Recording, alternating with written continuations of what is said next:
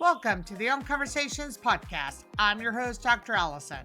If you're all about comfort zones and the status quo, this isn't your show.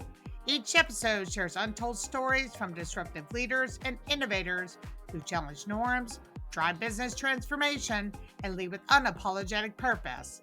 And don't miss the N-word effect, 3 defining words that shape their leadership evolution. What do you get when you mix a pro athlete, a rock musician, and a rebel brand builder who's been hit by cars 7 times but keeps coming back stronger? You get Michael Marckx, Chief Branding Officer of Digital Union Marketing. Michael's a creator, athlete, and an unusual force of nature. He's reimagined brands like Optic, Ocean Pacific, and Globe International, and embodies what it means to build with soul and create with passion. And when he's not rebuilding brands, he's reinventing the road, literally. As the founder of the Belgian Waffle ride, the world's largest gravel race series, and the man who coined the term unroad for its terrain. Let's see where the unroad takes us. Thanks for joining us on another episode of the Unconversations podcast. I'm your host, Dr. Allison, and joining me today is Michael Marckx, Chief Branding Officer at the Digital Union Marketing. Michael, thank you so much for joining us on the show today. Thank you for having me. I have been so looking forward to having you on. So this is just a very, very exciting moment for me. So thank you. Me too. Thank you. Well, let me just explain a little bit about the N-word effect. And I ask each of my guests to think of 3 words with the prefix of un, which have influenced key moments in their professional paths, their personal growth, or their leadership evolution. And what's really interesting about putting the un in front of the word is it kind of gives us a mind shift that sort of may expose something that has possibly held us back, or it maybe has set us free in some point of our personal life and our professional life, or a combination. And maybe something we've lost, and then we realize we actually gained something by going through this process.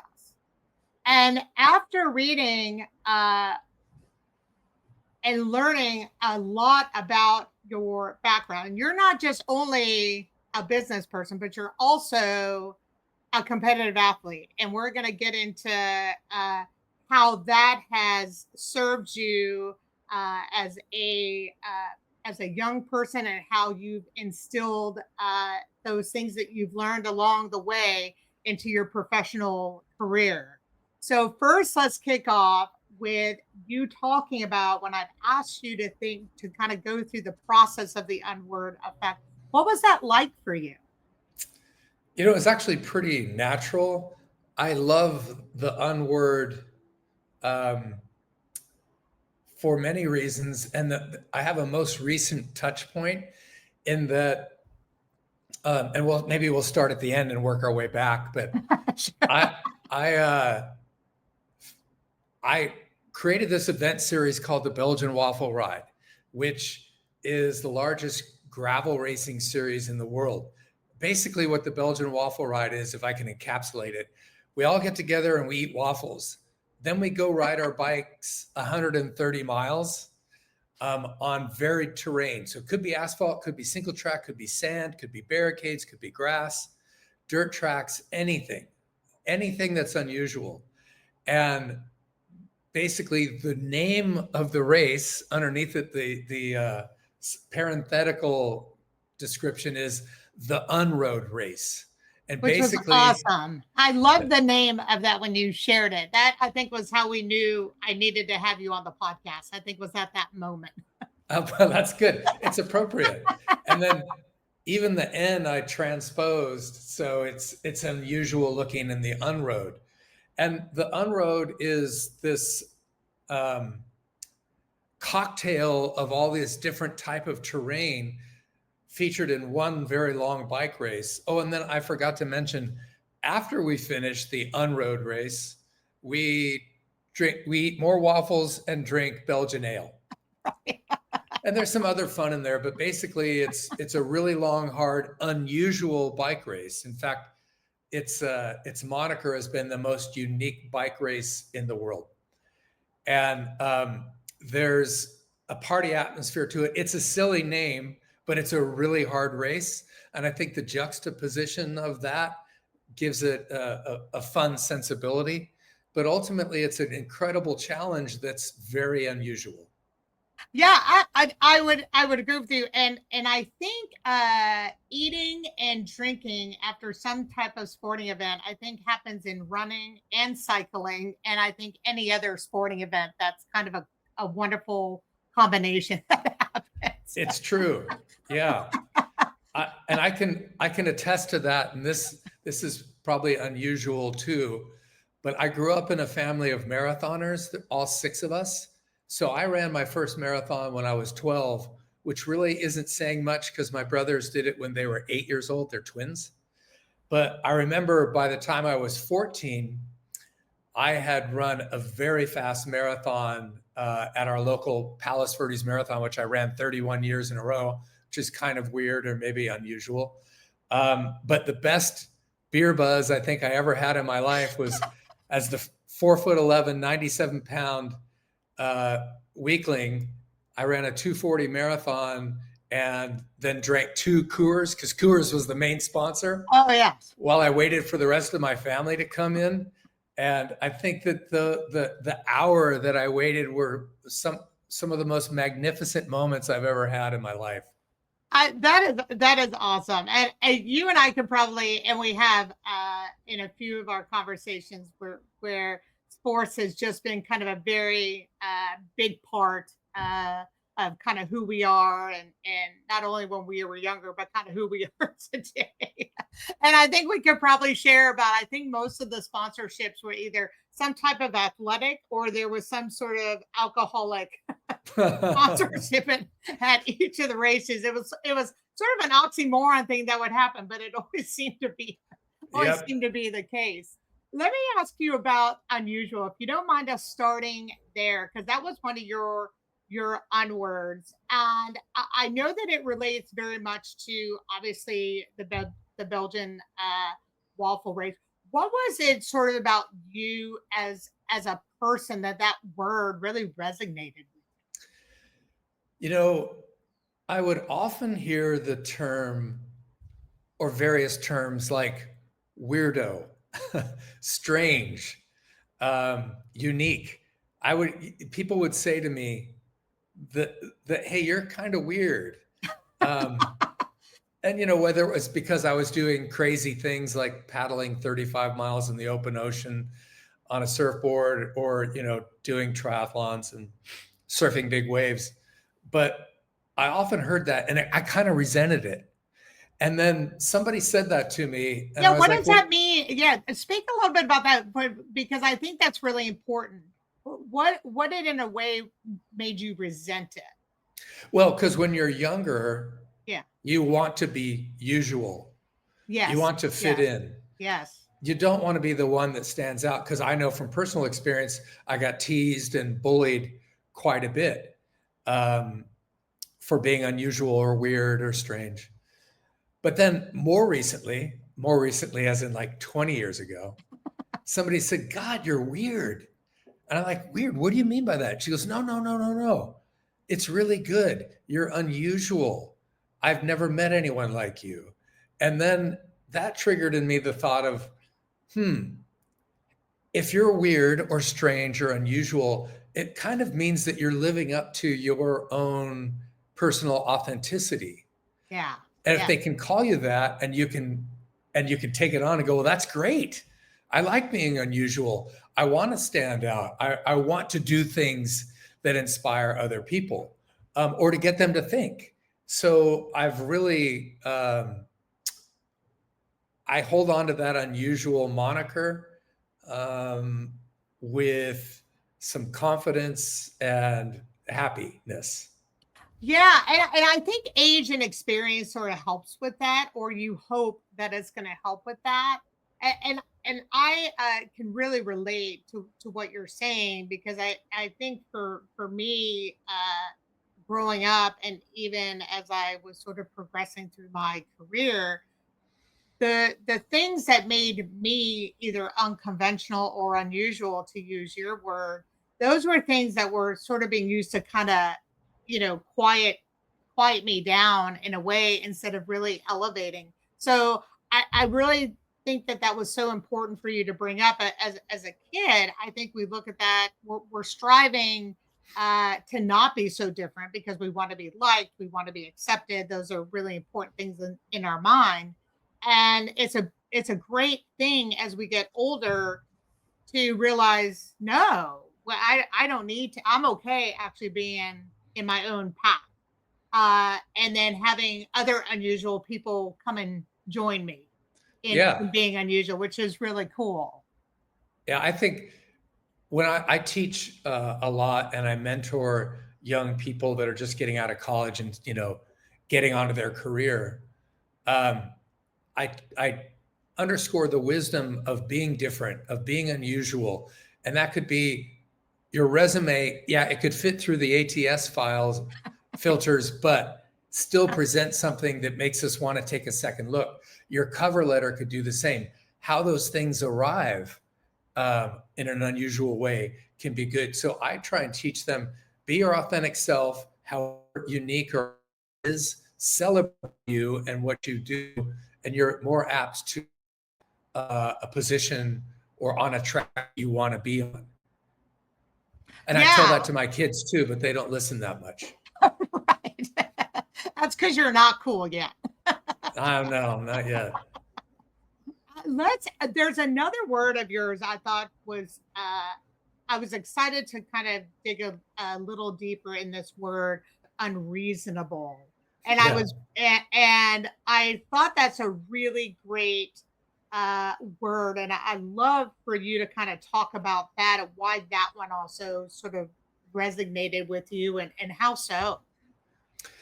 Yeah, in terms of like the context of leadership, unreasonable might sound terrible, Right. right? Like, one of your colleagues says to someone else, or even in your 360 review, they say, well, you're just unreasonable. And that's not necessarily what I mean when I share unreasonable.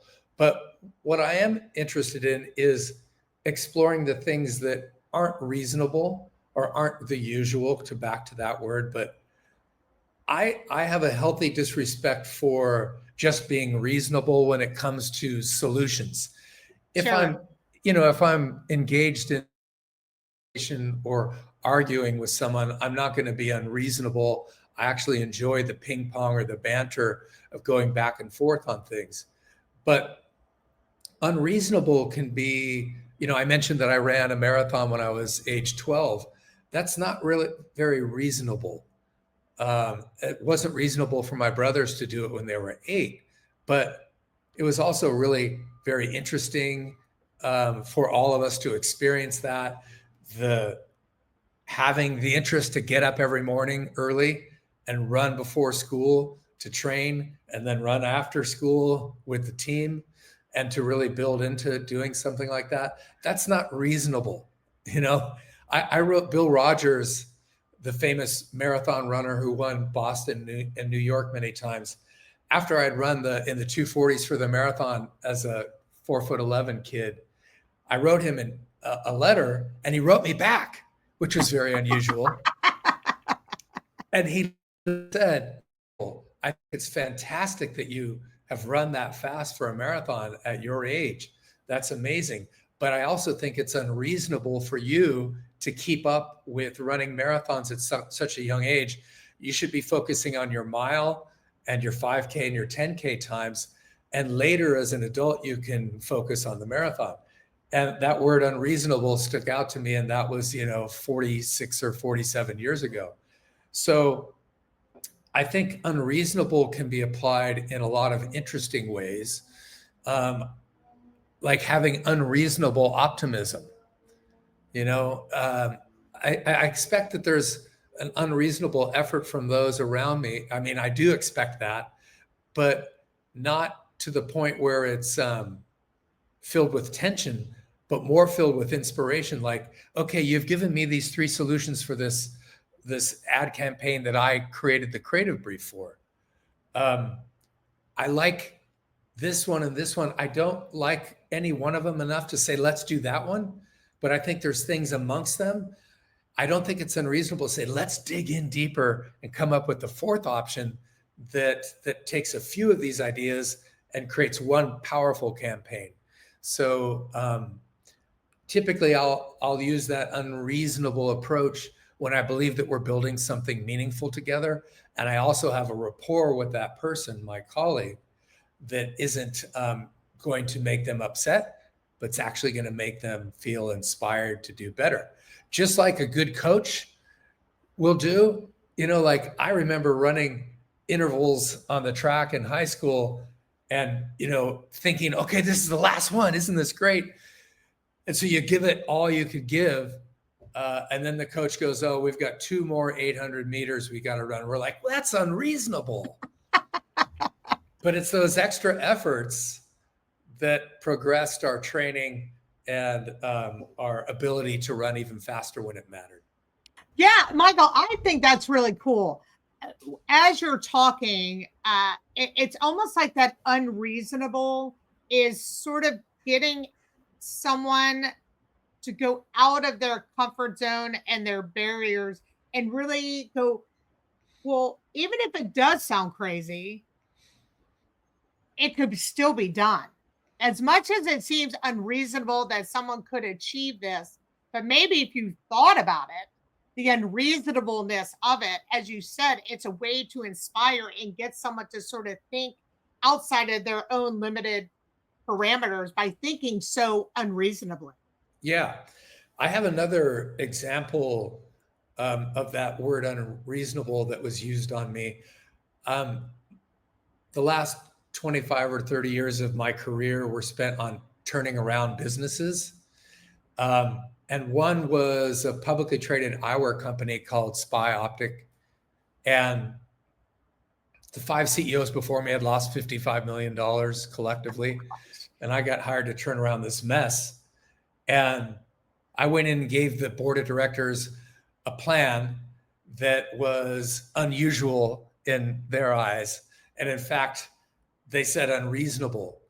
And I remember distinctly, part of that presentation was, we're going to invent an incredible lens technology that's going to be the first ever patented therapeutic lens technology. No one had ever done that. And I had chosen the name the Happy Lens because literally it blocked out all the bad shortwave blue light, but allowed in as much of the shortwave blue light, which is when it goes through our eyes, causes serotonin to be released. So literally there's a physiological response that we have from the sun.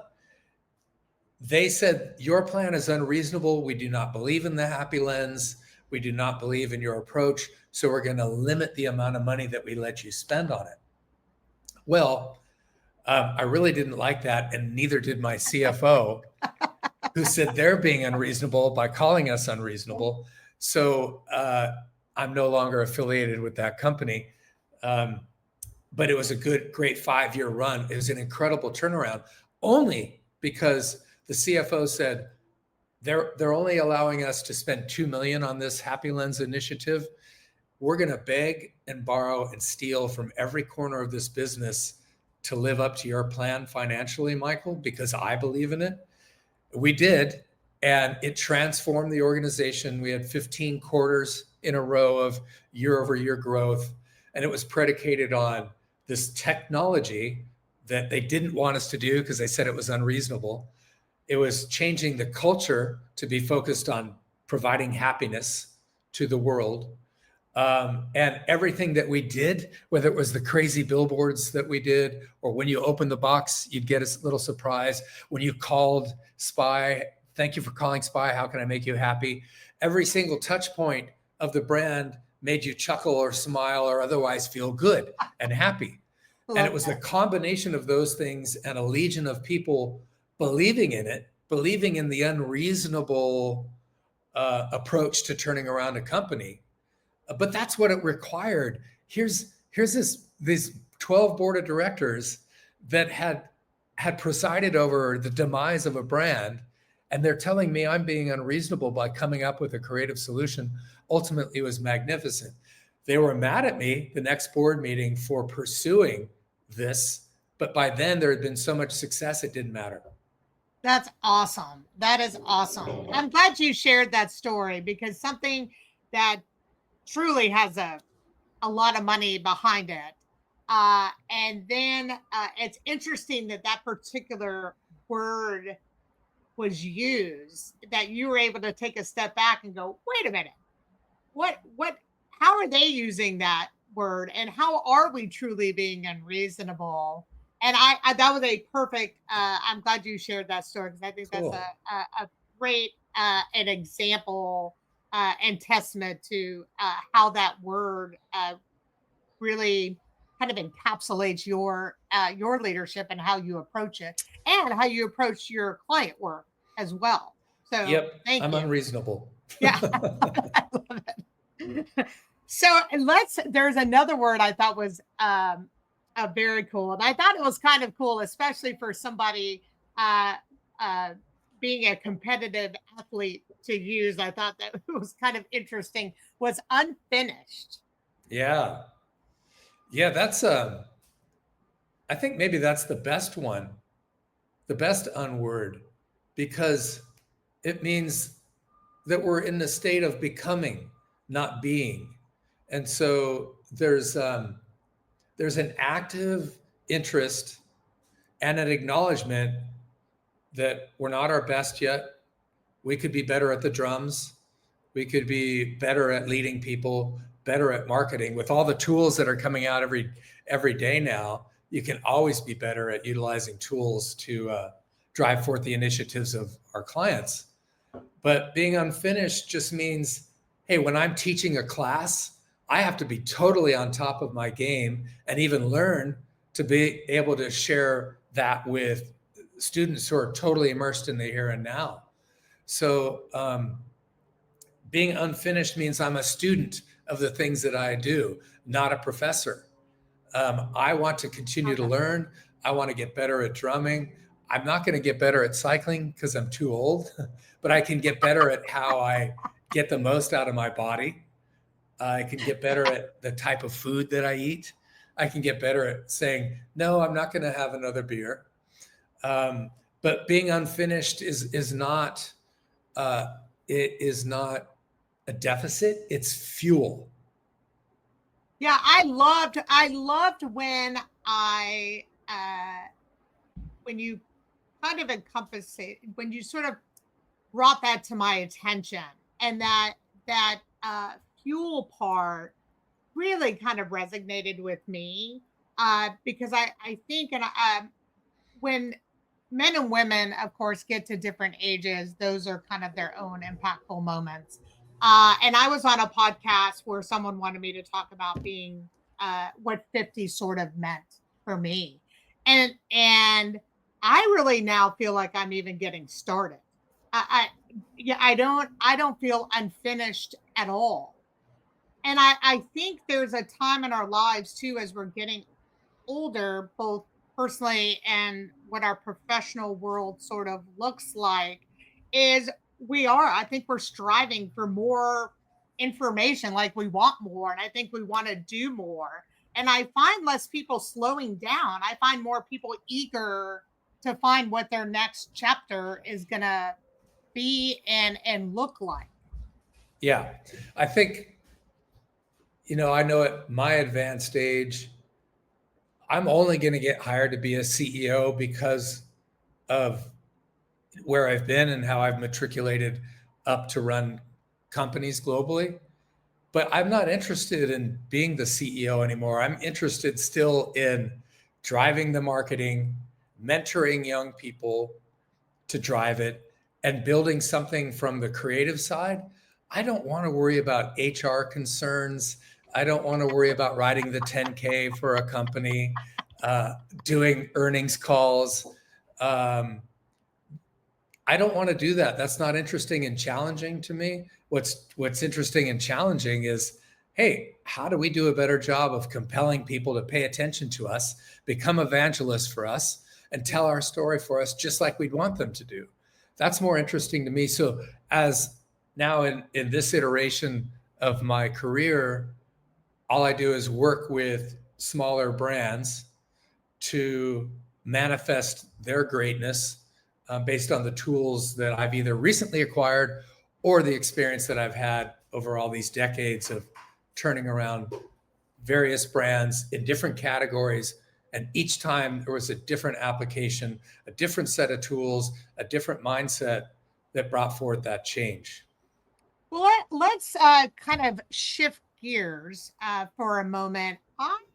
When I first reached out to you, I was interested in talking to athletes, and ones who also have who are industry leaders, who are CEOs, and I wanted to really talk to them about what makes them unconventionally excellent, and what did that term sort of mean for you? And I don't know if this is a good time for us to sort of talk about um, your career as a competitive athlete and how some of those unconventional excellent traits sort of came about to kind of lead into your story.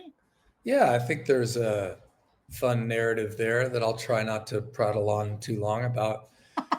As a young athlete in college, I played a lot of different sports, but seemed to have the best success with cycling, running, and swimming. But I also played soccer and surfed. This is collegiately. But at the same time, I was playing music professionally.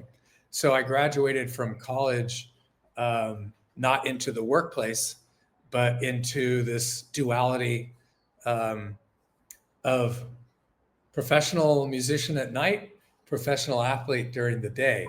And I went from, trying to race bikes at the highest level to becoming a triathlete that I made the US national team.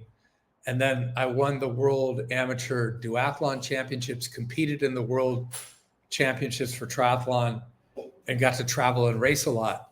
And it was really quite fun. I turned pro, won a couple races. Then I got hit by a car. I've been hit by a car 7 times now. So that derailed my whole athletic career for a long time. So that was like 18 months of rehab. So what I had to do is I gotta find a job and then keep playing music at night. So I went to go work for my main sponsor in the warehouse. So I went from riding and racing with, say, Lance Armstrong to literally sending him boxes of stuff with notes in there like, "You're a jerk, Lancer." Just kidding. But he was intense and he was uncompromising, which is probably a word that you and I will talk about. But I ended up doing a TED Talk about it, about the conflicted duality, the unusual world of professional athlete and professional musician.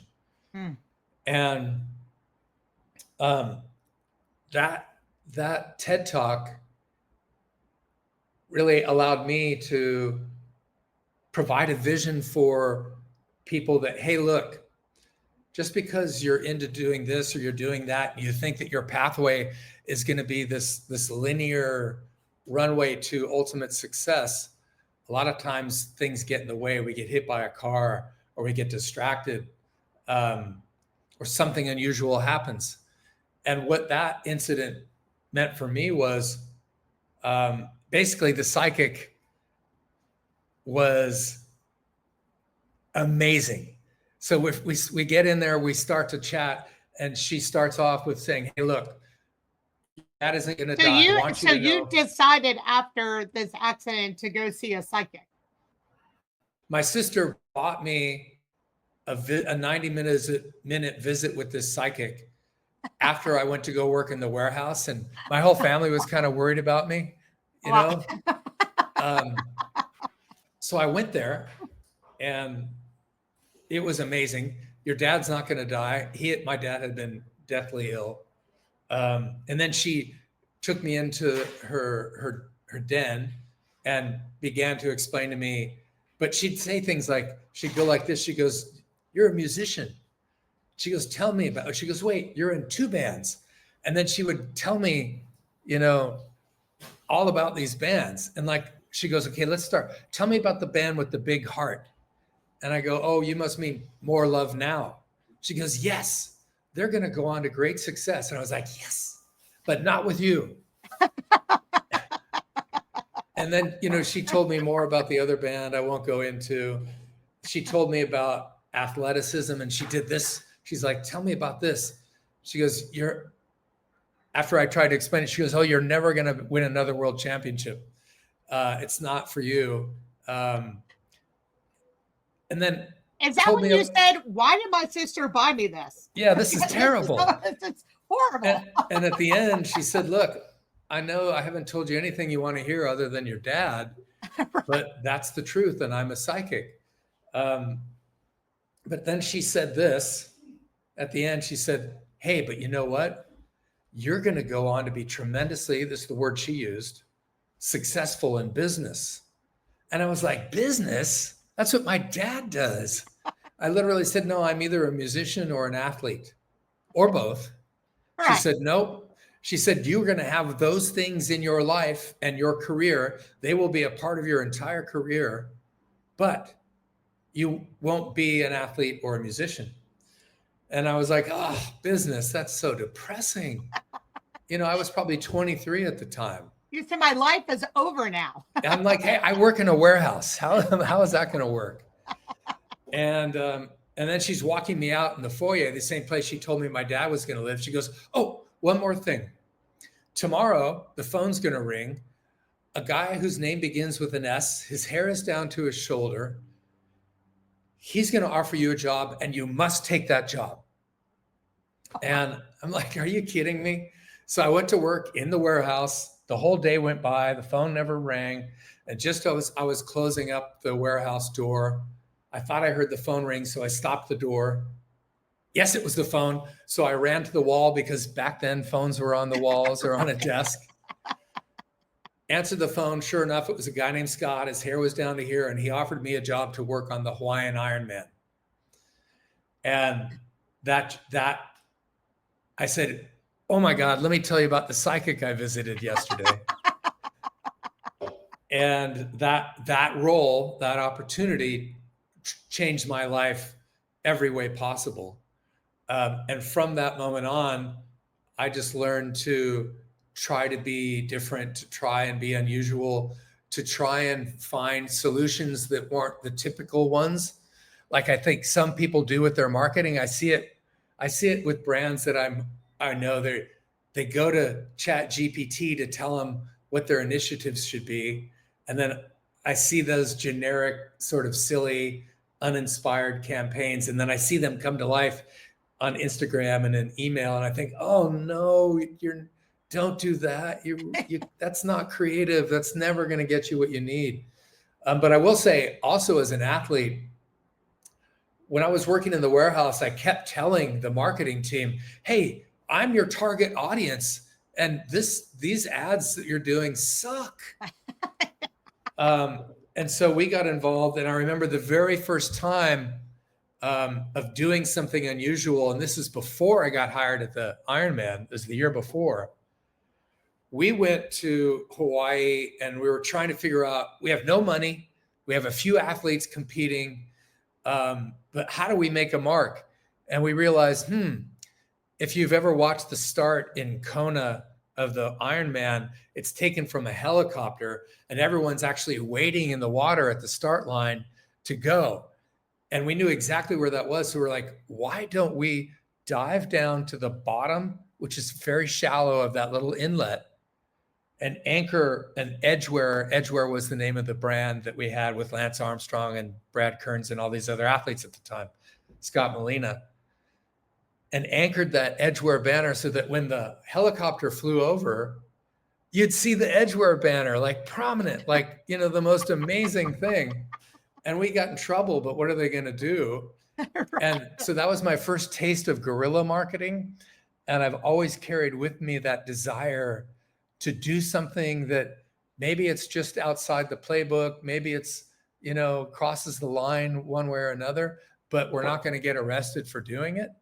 And that was the beginning of it. You said there's low risk. So Yep. we get our hands slapped. Let's do it. We'll apologize later. Exactly. That's one of my favorite philosophies. I love that.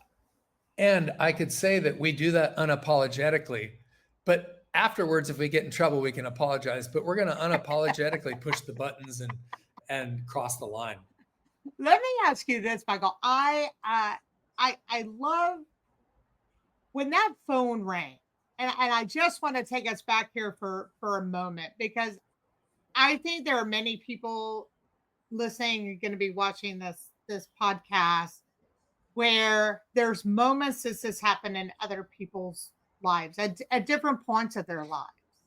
And what was it within you? I've had moments like these too, where either a phone or an email where, it may not be the path that I thought, but man, this could be really cool to take this opportunity and this chance to that maybe this is the path and not the one I stringently think I need to be on.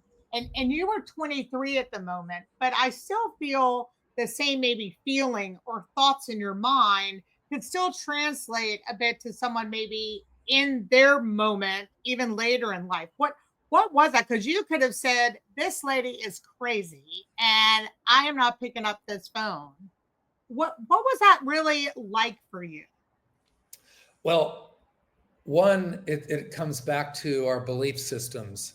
And my sister had experienced 90 minutes with that psychic, and it was profound for her as well. So she gave it to me as a gift to say, hey, I think something profound is here. I believe in you, big brother. I want what's best for you. So I tapped into her belief system. I'd never visited a psychic. I'd never had my tarot cards read. But people around me, including my Aunt Mary, who dated Steve Prefontaine, she had this metaphysical interest, and so did my sister. And so I thought, well, why not believe? Why not be unreasonably optimistic about this? And also, when you're at your lowest, you can choose to wallow in it or figure out a way to be optimistic and lift yourself out. So when that phone rang and I ran to get it, I was all in. Whatever that person on the other line was going to say, I believed what the psychic said because she told me my dad was going to live, and I wanted that to happen. I didn't want the other things to happen, like not winning a world championship again, or not going on a world tour with the famous band. But I wanted to transform what to me wasn't the best situation. Yeah. And so I was all in. I believed in it. And by taking it, I unrelentlessly applied myself to that job to over deliver in every way possible, because that inevitably led to other people hiring me. And that's something we should all look at doing. Any role we're in, if we're unhappy in that role, sure, look to get out of it. Look to be reasonable in how you get out, but be unreasonable in how well you do it. Do it in spite of those around you or a boss that you can't stand or whatever. Kick some booty in that job. Keep your integrity. Do the best you can, and be unreasonable with the pressures you put on yourself. And ultimately, those things pan out for your benefit. Yeah, I think you really nailed it there. I have been, as you know, in the executive coaching and consulting space for quite a while. And I remember, I love obviously talking to people. And I remember I've had a couple of people go, yeah, you should really do a podcast. And I was saying to myself, like, you have to be effing kidding me. I'm going to be doing a podcast. I said, do you know how many people do podcasts? I mean, there's like a lot of people. And I was trying to really think about what is it about my podcast that could be unusually and unconventionally different.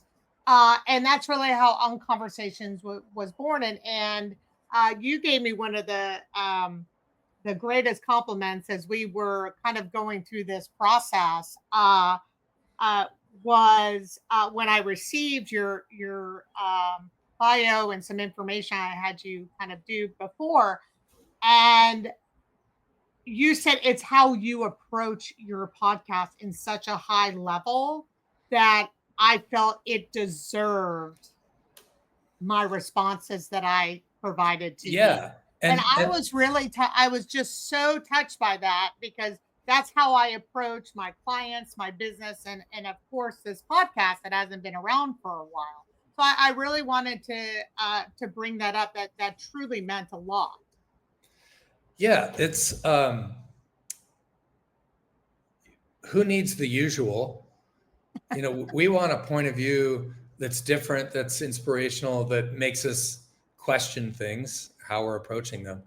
But also, like in my response to your professionalism and interest in doing this at a higher level, is it reminded me of when you send an email to somebody and they take 3 or 4 days to get back to you, and it's no dear Michael, dear Alison, and a thoughtful response. It's like, I'm not sure. I'll get back to you. And they don't treat your communique with the same respect that you presented it. So then, what do we do in return? We take 3 or 4 days to respond. We don't provide the requisite greetings and formalities and how are you doing? And that dwindles or diminishes things, relationships, projects. And when you presented to me something with that much value, I wanted to give as much value as I could to you and reciprocate. So that's why that happened. Yeah, I really appreciate it, and just all the information so far that you've even provided in this podcast. Let's shift a little bit uh, in this direction. So you are the chief branding officer of Digital Union Marketing, and talk to me a bit about your from being a competitive athlete. You sort of talked about your journey, and I know there's a lot more in between kind of the sandwich bread here.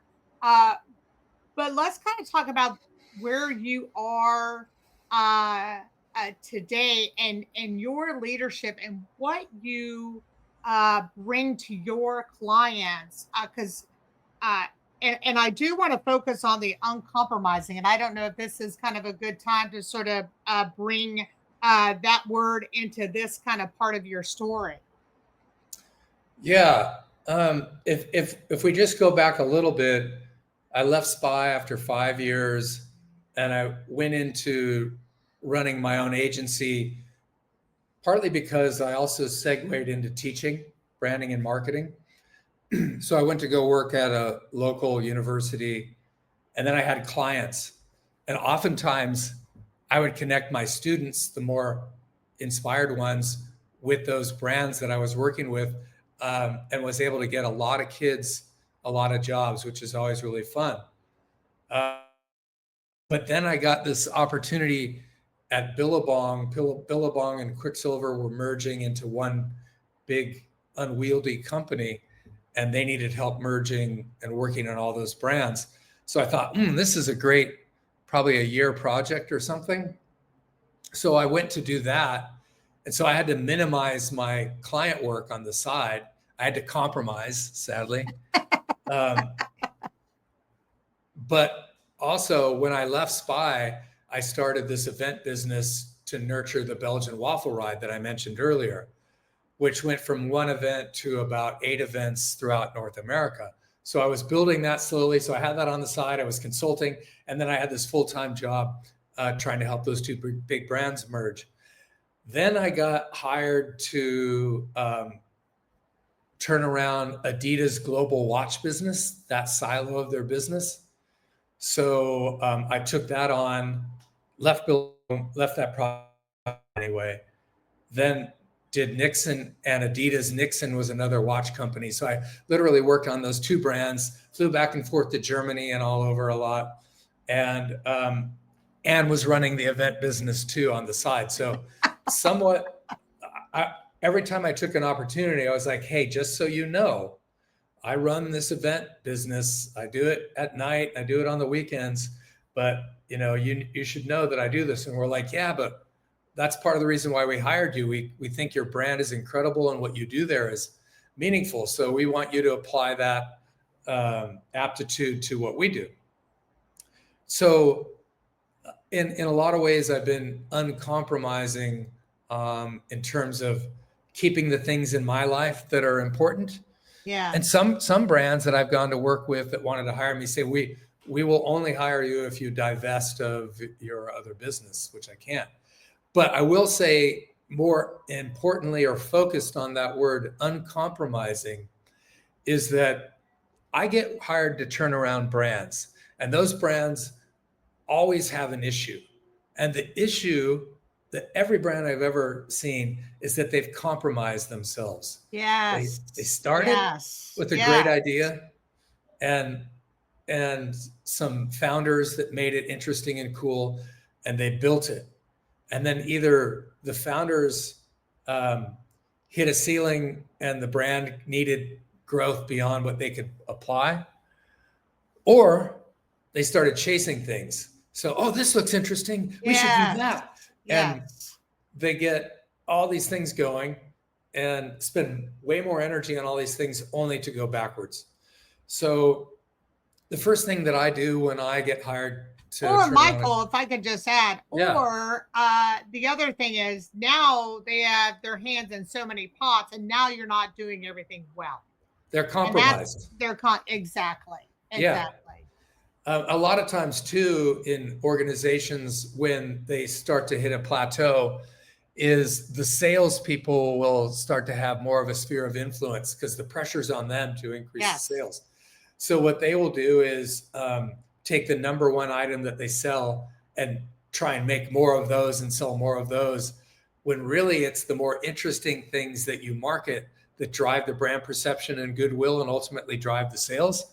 So there's an inherent flaw in sales driving the brand. And what I've found is, in every time I've turned around a business, they need to have a brand Bible, which they almost never do. And the most important elements of the brand Bible are, what's your vision? So basically, what does heaven look like for you as a brand? What's your mission, which is basically, how are you going to get to that version of heaven? And then what are your core values? So that's the basics of a brand Bible, but there's so much more that goes into it. And ultimately, when you build out this 100-page brand Bible that addresses every single possible crossroad that you could go through, it's the guardrails that you stay on to achieve your success. So you're uncompromising in everything that brand Bible says. You adhere to that Bible, you live that way, and you succeed that way. Anything else is a distraction that will be detrimental to the brand and compromise the brand. Yeah, totally agree. Yeah, I would absolutely agree with you. And I think that that's a very important point. And I don't really kind of care if you're an established business or just starting out. I think that's a very fundamental place. And I think it's also an important place for people within the companies to check in with their human side. So as you said, like the Chat GBT, what is your values? Not what Chat GBT said. What is it truly? What's your intrinsic that you feel to your core of who you are should definitely reflect within your branding and your mission and vision of your company. Those should all be symbolic to each other. Yep. Whenever I have the opportunity with my students, I remind them, hey, when you're interviewing for a job, when you finally get to sit in with somebody, you should always ask them, can you tell me the vision of the company? Can you tell me the mission? What are your core values? And inevitably, the person on the other side of the table will not know the answers, which means, oh my goodness, this company is challenged. Or they might direct you to a URL on the website because they can't actually espouse the glories of their brand. And what that does for the student or the applicant is it allows them to turn the table, right? Because now all of a sudden the interviewer's on the back foot. They can't even answer the most basic questions about the company that they're the steward of. So that's just a super vital thing. And that's, it's the awesome thing for me, because anytime a company comes to me looking to get turned around or for help, I always start with those questions, and inevitably they don't. So the first project I ever do with any company is a brand audit and then the brand Bible. And then from there, we build out the campaigns and the touch points and who's going to be on the team, who fits, who doesn't, what fits, what doesn't, what mediums, what regions, all the things that go into it, the machinations of a marketing plan. Those can only be informed by knowing who you are and having that brand Bible. And the same can be said for us in our personal lives with our personal brand, is the things we put out into social media, whether it's LinkedIn professionally or Instagram. I know that when I'm hiring somebody, I always go and look for their footprint. Yeah. I find out what they're posting about. I find all of their accounts, and it gives me a really good snapshot of who they really are, not what their resume says. And believe me, there have been a lot of hires I haven't made because of their social media. And on the other side of that, there's other hires I have made because I see their social media and I go, wow, what a vibrant, considered presentation of their values that belies the content of their resume. And so it goes both ways, but ultimately what we present to the world in terms of our personal brand should be uncompromising into our authenticity. Yeah, that to me is what I felt when I first met you, and also throughout in learning more about your company. That was all very consistent. Yeah, and I love that. I wanted you to share a story because I think it is one of those that I want people to think big when listening to this podcast. And I want them to think nothing is impossible. There's always a way you can try to make things happen. And I'd love for you to share the Sydney Opera story. Oh, geez. Yeah. I thought you were going to ask me about Steve Prefontaine and my early inspiration. Oh, we can talk about that one first if you want to, because that is actually pretty cool too. I do want to save time for that. Which one? Because that is another thinking big one too. Maybe we'll get to it, but I can answer the Sydney Opera House one. One of the companies I turned around was called Ocean Pacific, or OP. And in 3 short years, we doubled our annual top line and sold. And it was how we turned around the company, the marketing of which was completely unreasonable in its uniqueness and out of the box. And it was this confluence of things that we did to rebuild the brand in the general cultural zeitgeist that commanded an incredible sale. And because of that, I got hired by this publicly traded company in Australia called Globe International, which was the largest skateboard manufacturer on the planet. Because we had 12 different brands in the skateboard world. We had a shoe brand. We had apparel brands. I mean, it was unwieldy. And I ran probably 5 divisions globally for Globe, and would go back and forth to Australia a lot. But this was primarily the action sports or skateboard world. So you can get away with being unusual. So every single campaign, I had the ability to go crazy, to think outside the box. And there were a lot. Like one in particular was, we created a whole controversy about a film that we were making. And this is a long time ago. This is, I don't know, 17 years ago, where we basically set it up that we were using AI to make the surfers look like they were doing crazy things before it actually was even a thought. And I got like the world's foremost surf journalist or director of photography to be involved in my campaign of deceit. We created this tumult. We created fake websites. We created picketers, protests, and created this fervor for this film that, when it ultimately came out, was totally tongue-in-cheek. And it ended up being the highest selling surf DVD of all time, other than Hollywood, surf-related Hollywood films. That's a case study into itself. But for the skateboarding one, we wanted to do something that the whole world would go, what the hell is that? Yeah. So in skateboarding, you may have seen it where there's kids or adults launch themselves onto the railing of stairwells and ride the whole railing and then launch themselves off. And there's a few really famous ones. And what I decided to do with our team was build those two replicas back to back on a stage in front of the Sydney Opera House, which has this incredible natural amphitheater because of its steps. The steps could hold 10,000 people. So we built this whole thing, promoted it as Slaughter at the Opera. So it's very macabre, and yes. But tapped into the general vibe and nomenclature of the skate world. Got all the best skateboarders in the world to come compete for a prize purse. We filmed it, so it was actually a TV show as well. But one of the more successful campaigns that we did to really continue to put our brands on the vanguard of marketing evolution.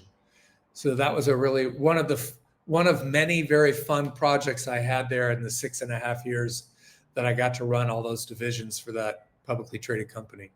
That's amazing. And the reason why I love that story so much is, one, to be able to think that we're going to do something at the Sydney Opera House is just big thinking in itself.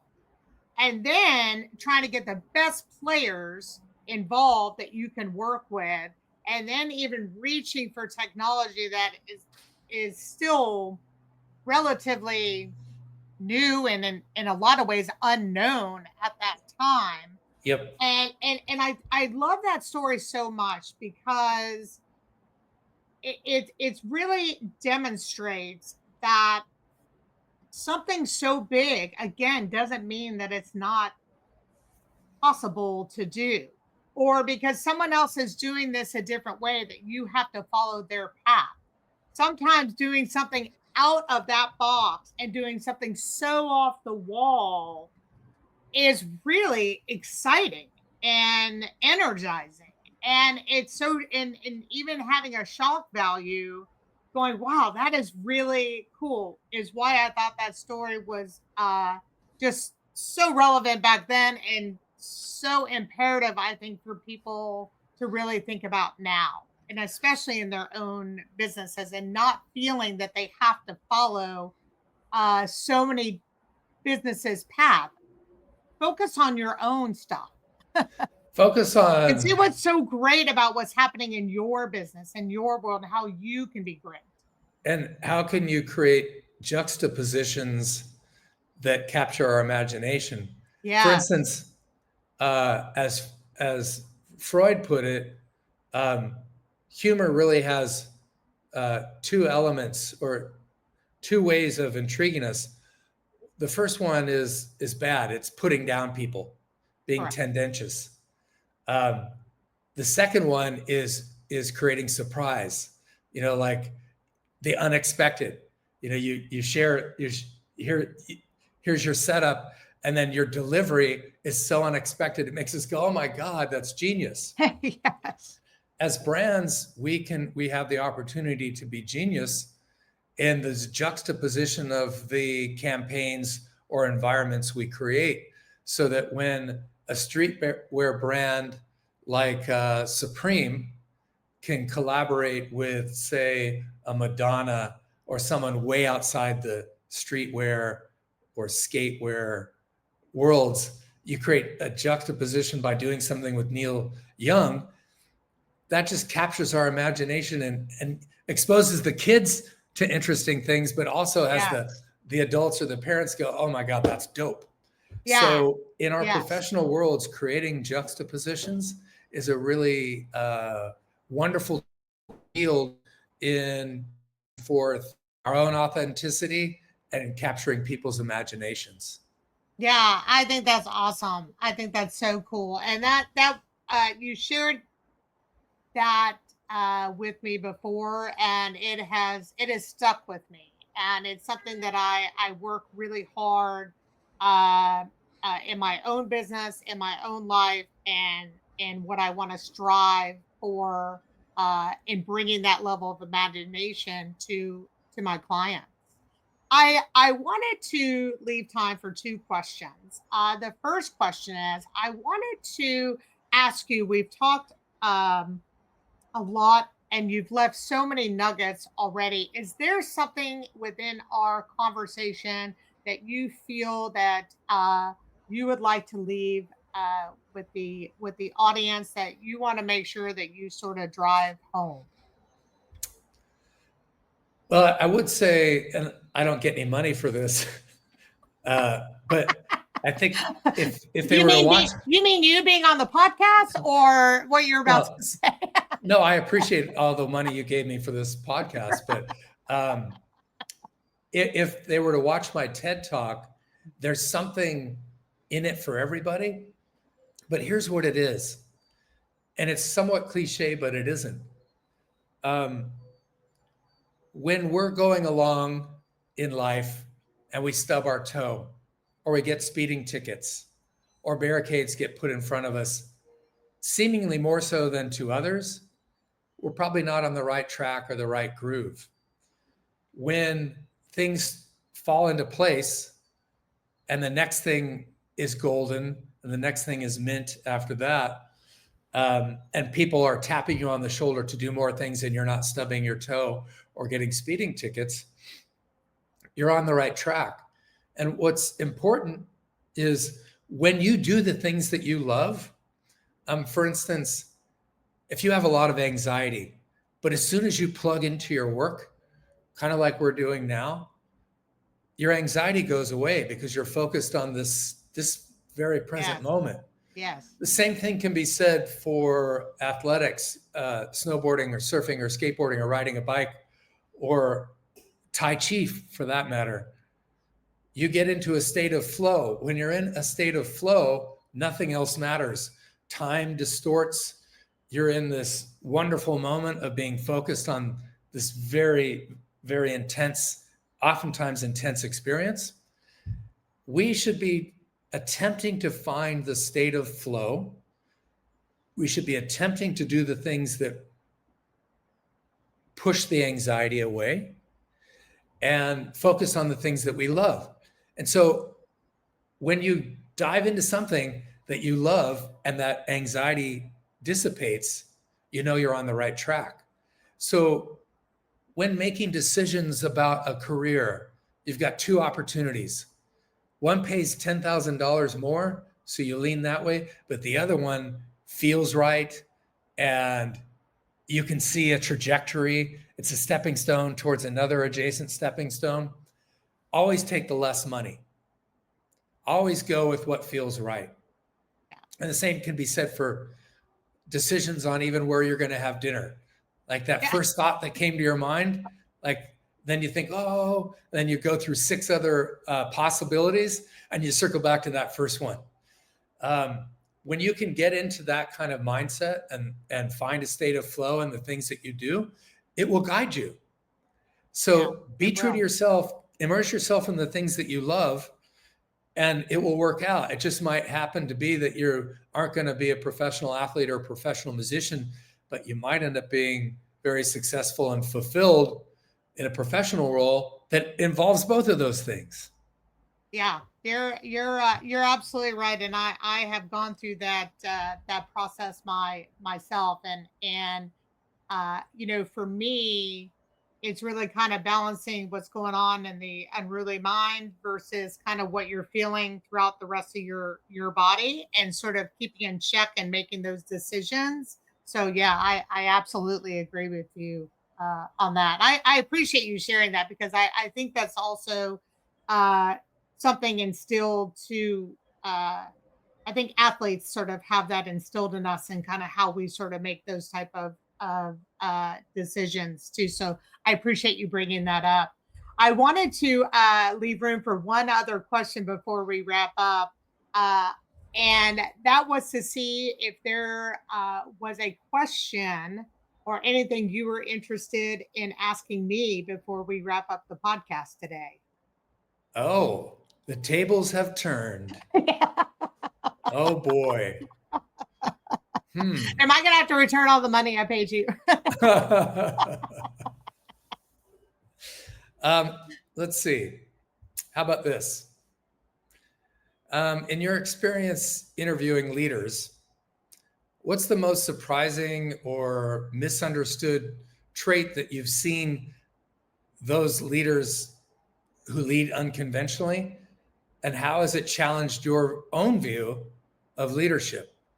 What have you learned doing all this? Yeah. And has it changed your perception of leadership? I will tell you, it's provided me more hope in leadership.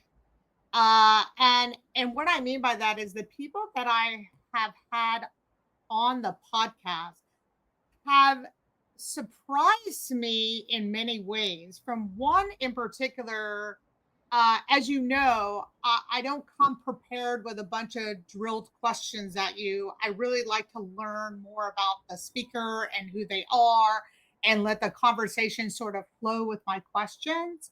And it's been really interesting how far back these speakers have gone, meaning to childhood. So, childhood has been sort of an area of what has inspired them uh, to be the great leaders of who they are today. Some childhoods have not been great, some have been extremely supportive. So, some have had fear where they've had to overcome within their journey to get to the level of where they are today, or some or they have fought with being unworthy, because that's what they have been told, and still have become extremely successful people. So I it's been amazing to me that there has been the leaders wanting to really show more of who they are as a human being, and what consists of them inside, and who they are in relation to how they've achieved the level of success that they are today. And their willingness to share that, one, tells me I'm on the right track with this podcast. Good. Because I don't feel that I think we're interested in focusing on the leader, of how they got to where they are, how much money they make, how many C-suite positions they've held, um, and to talk about that some of those roads have not been easy, and social media makes it look like it's easy, and it's not. So I think the level of storytelling that the leaders have wanted to share on this platform has really inspired me uh, to even be a better leader. It also has validated some of what I've gone through in uh, my life, personally and professionally, to where I've gotten to today. So I think it's been a big uh, surprise, because when I talk to leaders like you, Michael, about the purpose of why I want to do this podcast, and the leaders I want to showcase on this podcast, I think you felt the passion that I have for this project, and everyone's story is, an easy one, and some are an easy one, but there are nuggets of learning, and I find the leaders wanting to find a space to educate and not just focus solely on the monetary of how they got to where they are today. Does that sort of answer your question? Yeah, when you first started talking about what you were learning from those that you've been conferring with, and you mentioned childhood, it made me think of the quote, the child is father to the man by Yeah. Wordsworth. And I use that quote. I'm writing a book, and it's the first quote that I present in the book, because our childhood informs how we end up growing and becoming the person that we are. And it's important to recognize that, especially if there are issues or blemishes or baggage that we're carrying. Yes. How do we identify that and then leave that behind? But in the same instance, how do we get back to the things that we innately did well as a child? Yes. Like, I was really into drawing and being artsy fartsy and weird or unusual. And then I was like, nothing was too extreme. So, running a marathon was not too much as a child, or paddling my surfboard from Catalina to the mainland, too extreme. I felt like there was always someone doing something more extreme. It can't be unreasonable. But these are all things, seed planted in my childhood, and then watching my parents and how they went about things. Those are all the things that have informed where I've gone. And then I mentioned Steve Prefontaine. He dated my dad's sister. He would come to LA to race, and I would get to go and watch. He would stay with us in LA when he'd come down to watch. And even my first memory of the track that I ran on in high school was watching Steve Prefontaine do intervals with my dad holding a stopwatch. So he had a profound bearing on my approach to life and being unrelenting and utilizing the gift that you're giving, or the gifts, and being unrelentless and uncompromising, and to that degree unusual. So I'm glad that you're finding surprises in what you're doing, and you're revealing them, because that's the best part of what you're doing, is not only surprising and challenging yourself, but allowing other leaders to impart messages or things that you could have never predicted. Yes. What exactly? And that's why I appreciate you leaving. Well, one, I appreciate you saying that, and two, in leaving these nuggets, because someone is going to listen to this podcast and the podcast that I have put out there, and it's going to focus on some poignant part of their life, either in the past that maybe they didn't have the strength to deal with, but maybe this is going to give them that moment. Yep. To be able to get some clarity or some support through executive coaching or a therapist or whatever the case may be, to know that they can achieve greatness, and that being unconventional and unusual is awesome. Yep, it sure is. And there's people like you and I and other great leaders that I've had the pleasure of having on this podcast to showcase.